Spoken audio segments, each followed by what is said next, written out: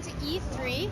We're here at the D3 booth, and we're showcasing Might and Delight's first title coming out at the end of summer, early fall of this year, called PID, and it's a side-scrolling platform action-adventure title like you've never seen before. The exciting thing about our game is we have a really unique and strong core mechanic, which is called the gravity beam, and it's such a dynamic mechanic. You don't only move in it, but you also can shoot it, you can float bombs in it, and you can do other things to change it. The game is 7 levels long, roughly, with many sub-areas, each one themed in new and exciting different ways. And let me think, what else should I say? You also forgot to introduce yourself. You skipped ahead. Hi, I'm the managing director at Might and Delight. And just to give a bit of context, when you and I were speaking earlier, talk a little bit about your background and how your studio sort of came to be and visualize this project that, as we were talking earlier, was sort of like a nightmarish toy world, clockwork sort of world. Sure, for us, it's really important for us to create that sort of dreamlike world. We were really influenced by Studio Ghibli and also Little Big Planet.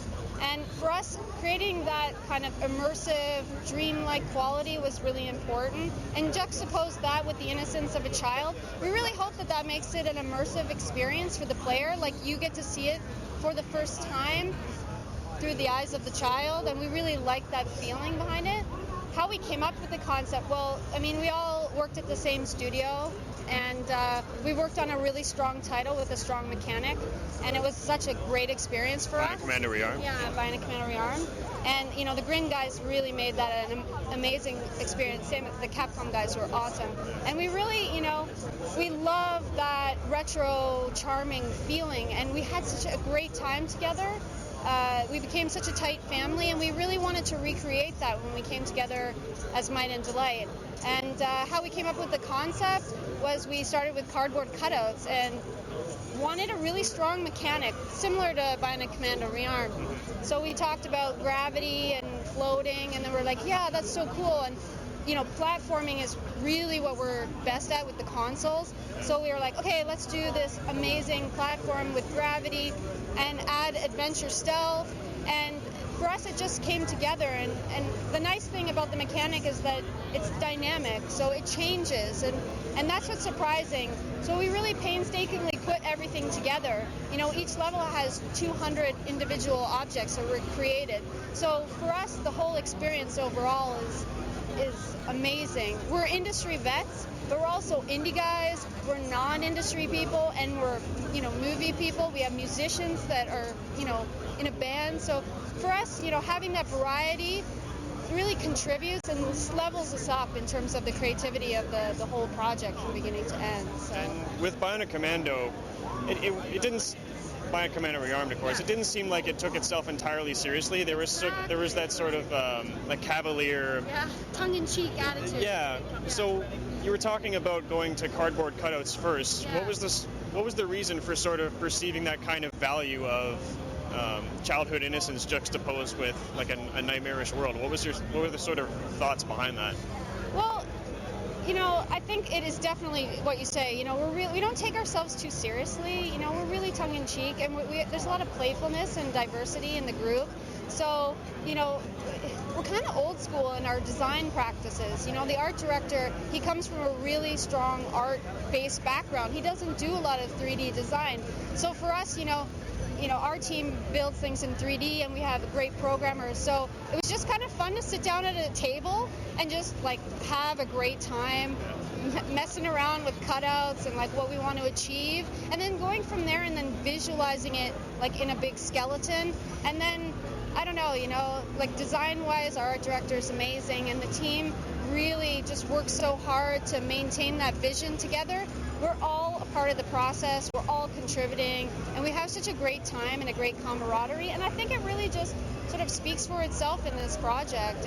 And yeah, the dreamlike quality is a part of that. I can't speak for exactly how, to break down why we chose that way. It's just, it's the atmosphere at Might and Delight. It's, we're retro charming, and we don't want to take ourselves too seriously.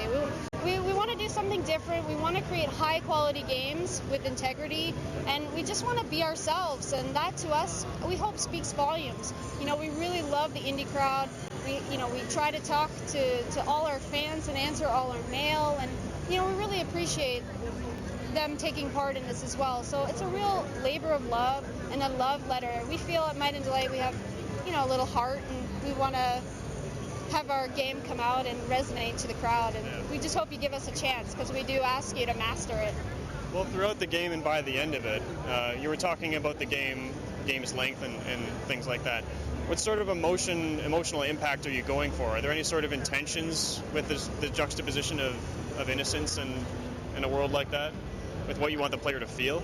I think for us, we really want you to have your own experience, to make it your own. So whatever you come out feeling with it, when you've played it, is really what it's all about. So I don't think we've had any direct intentions to control the player.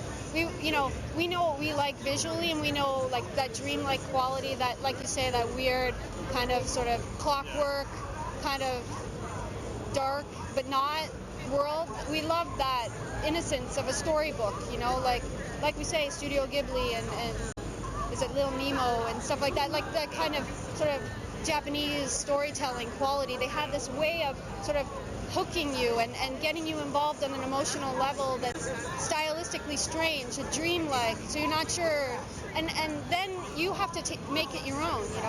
We don't want to spell it out for you. We want you to tell us what you think and how you feel about it, and we hope that this project gives you the opportunity to experience it from that viewpoint.